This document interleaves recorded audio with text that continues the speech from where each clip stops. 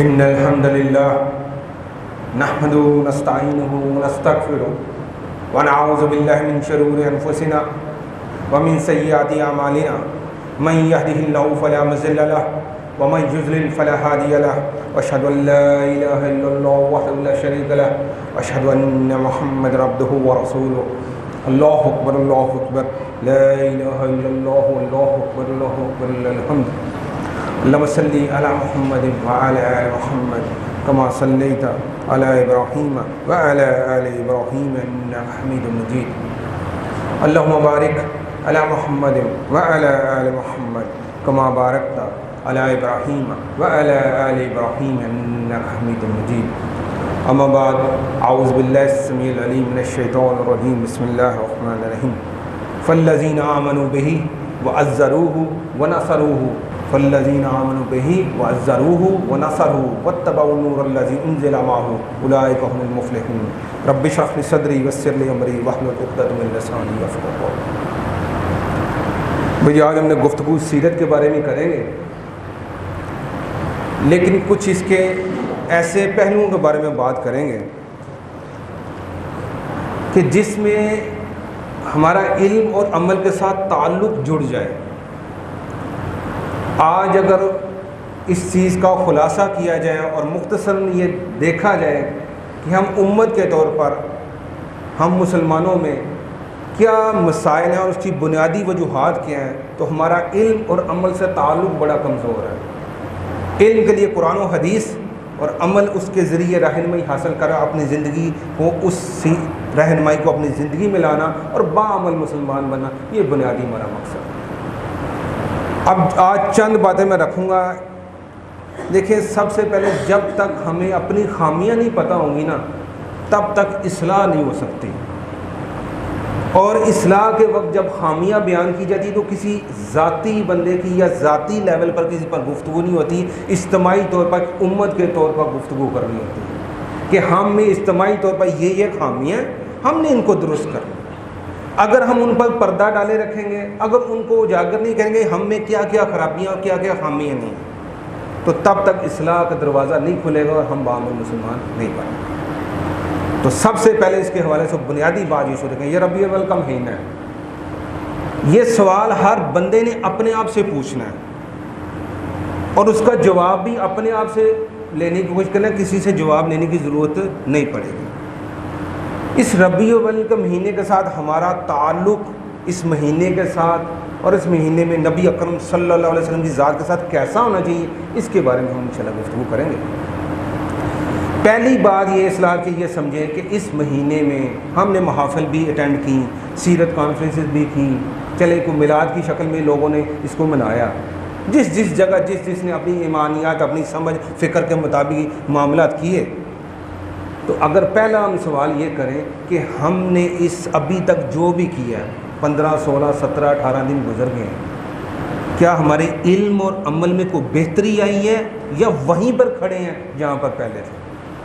پہلی اصلاح کا پہلا سوال یہ ہے کہ ہم علم اور عمل سے کیا اس مہینے میں محافل اٹینڈ کر کے کانفرنس، یہ مت سمجھیے گا کہ میں ان محافل کو، ان کانفرنس کو کوئی تنقید کا نشانہ بنا رہا ہوں. میرا مقصد یہ ہے کہ ان محافل سے ہم نے حاصل کیا کرنا ہے، بات اصل وہ ہے.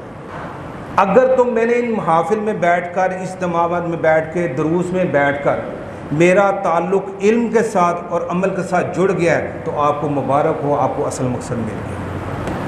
لیکن اگر ان محافل میں بیٹھ کر میرے پاس دو ایشو رہے ہیں، میلاد منانا حلال ہے کہ حرام ہے، جائز ہے کہ ناجائز ہے، 12 ربیع الاول یوم وفات ہے یا 12 ربیع الاول یوم میلاد پیدائش ہے، کیا کرنا ہے، یہ غلط کر رہے ہیں، یہ صحیح کر رہے ہیں، یہ بدعت کر رہے ہیں، یہ ایسے کر رہے ہیں، اگر ان حوالات میں پڑ گئے ہیں تو معذرت کے سم ہم صراط مستقیم سے ہٹیں گے.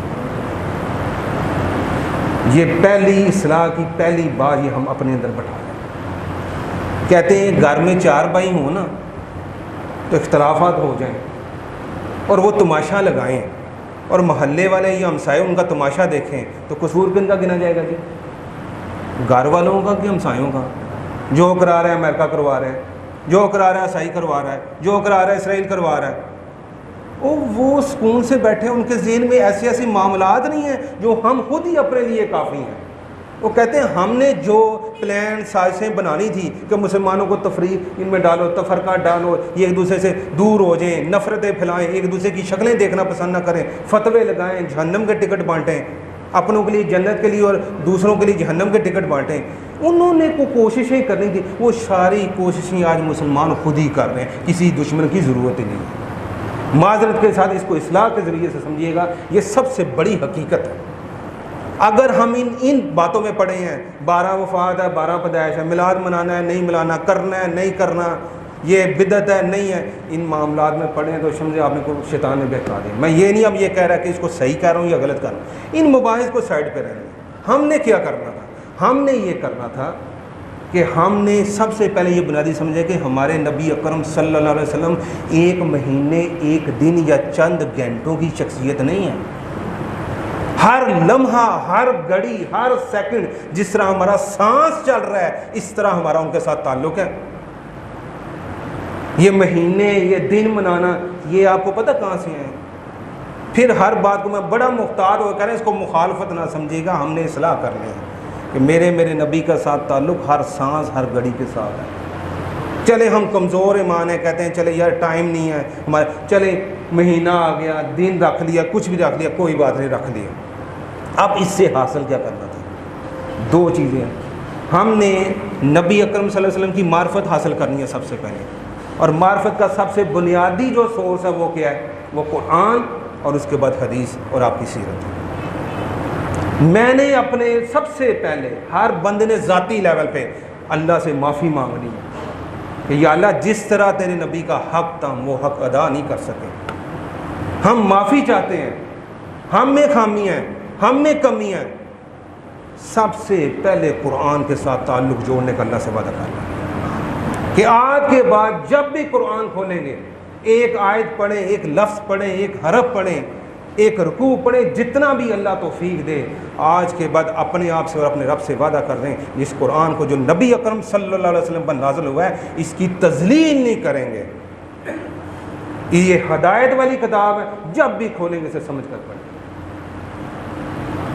اور دوسرا اس کے ساتھ سیرت کا کچھ نہ کچھ، دیکھیں کائنات کی سب سے بڑی ہستی ہے، اور اس ہستی کے ساتھ ہمارا تعلق اتنا ہے کہ ہمیں ان کی زندگی کے گوشوں کا نہیں پتہ کہ وہ باپ کیسے تھے، وہ دوست کیسے تھے، وہ ہادی کیسے تھے، وہ جنرل کیسے تھے، وہ چیف جسٹس کیسے تھے، وہ شوہر کیسے تھے، وہ باپ کیسے تھے، بچوں کی تربیت کیسے کرتے تھے۔ ایک ایک سیرت کا گوشہ کھولنا ہے، وہاں سے رہنمائی حاصل کرنی ہے اور اس کو اپنی عملی زندگی میں لینا ہے۔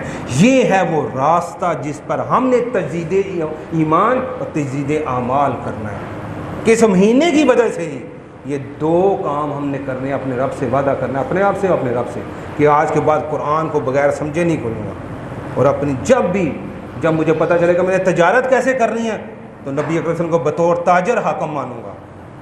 جب میں جناب علی کو نوکری کرنی ہوگی تو اجرت کیسے کرنی ہے، وہ نبی اکرم صلی اللہ علیہ وسلم کی بکریاں کیسے چراتے تھے، اجرت پر کام کیسے تھے، وہاں سے رہنمائی حاصل کرنی ہے۔ وہ دوست کیسے تھے، وہ رشتہ داروں میں کیسے تھے، وہ معاملات میں کیسے تھے، وہ اخلاقیات میں کیسے تھے۔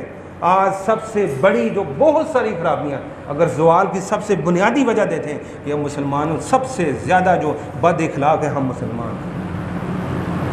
ہمیں کو دو الٹی سیدھی باتیں کر کے دیکھیں، جب تک اسے 4 نام سنا لیں ہمیں سکون نہیں آتا۔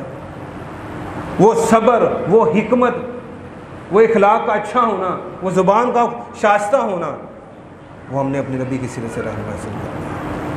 تو بات کیا ہوئی، یہ جو مہینہ جا رہا ہے یا محافل جا رہی ہیں، اس میں ہم نے اپنے نبی اکرم صلی اللہ علیہ وسلم کا تعلق کا اگر دعویٰ کرنا ہے تو قرآن، حدیث اور آپ کی سیرت سے رہنمائی حاصل کرنا سامنے رکھنا لگا، آپ نے چیک کر لینا کہ ہم کس درجے پر ہیں۔ سب سے پہلا تعلق ہوتا ہے محبت کا۔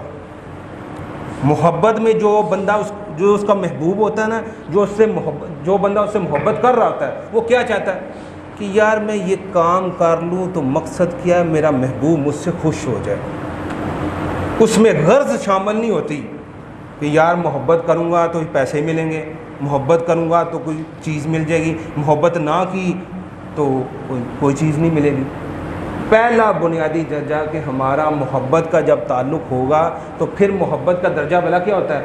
محبت جو نا یہ دلیل نہیں کرتا یہ فرض ہے کہ یہ سنت ہے، یہ سنت موقدہ ہے کہ غیر موقدہ ہے، یہ نفل ہے کہ مستحب ہے کہ مباح ہے۔ وہ کہتا ہے میرے محبوب نے کام کیا، یہ شریعت کا حصہ ہے یا نہیں ہے۔ قرآن نے اس لفظ کو اتباع سے جوڑا ہے۔ اتباع کا جو ایک ہوتا ہے اطاعت، ایک ہوتی ہے اتباع۔ اتباع میں محبت ہوتی ہے، اور محبت جو ہے نا یہ نہیں کہتی، وہ شریعت کے دائرے کے باہر بھی وہ نا اپنے محبوب کی پیروی کرتے ہیں۔ مثلا ایک واقعہ آپ کے سامنے رکھ کے بتاؤں۔ حضرت عبداللہ بن عمر رضی اللہ عنہ سے ایک روایت منسوب کی جاتی ہے کہ وہ اکثر نبی اکرم صلی اللہ علیہ وسلم کی ذات کے ساتھ سفر کیا کرتے تھے۔ تو آپ کے بعد وہ جب ایک ایسے راستے پر، جس راستے پر سفر کر رہے تھے، تو اس راستے سے پہلے نبی اکرم صلی اللہ علیہ وسلم کی ذات کے ساتھ وہاں سے گزرے تھے۔ تو وہ سفر کے دوران ایک درخت کے نیچے بیٹھ گئے۔ تو باقی ساتھی نے پوچھا کہ آپ درخت کے نیچے کیوں بیٹھ گئے؟ انہوں نے کہا یہ مجھے نہیں پتا، جب بھی میں نے آپ کے ساتھ سفر کیا تھا اب یہاں تھوڑی دیر کے لیے آرام کرتے تھے، نہ شریعت کا حکم، نہ فرض، نہ سنت، نہ مستحب، نہ نفل، نہ کوئی حکم، نہ کوئی جنت، نہ دوزخ کا ٹکٹ، کوئی بھی نہیں، میرے محبوب یہاں پر بیٹھے تھے، بس میں نے یہاں پر بیٹھا۔ کیا ہم اس درجے پر ہمارا تعلق ہے نبی اکرم صلی اللہ علیہ وسلم؟ اس کی چھوٹی سی مثال چیک کرنی ہے، چھوٹی